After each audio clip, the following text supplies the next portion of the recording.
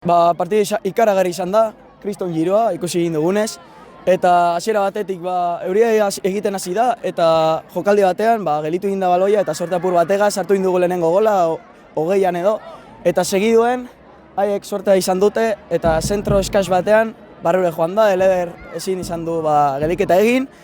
eta deskansuan apur bat, besoa jaitsi egin ditugu, eta hala ere justek, apur bat esan digu gure orea ateratzeko eta denboraldi osoan egin duguna apur bat ateratzeko eta futbol zelaien plasmatu dugu eta lehenengo ia 10 minututan Anderrek barrura sartu egin du gola eta gero orain kriston giro. Izan da ikaragarria, hasiera batean ez genen petxetan nazionalera igoko ginela. Hasiera batean gure apur bat gure helburua kategoria mantentza zen, justo lehen urtean mantendu ginen, ez da igo ginen markatu, eta hori gauza, eta ikaragarrizko posa,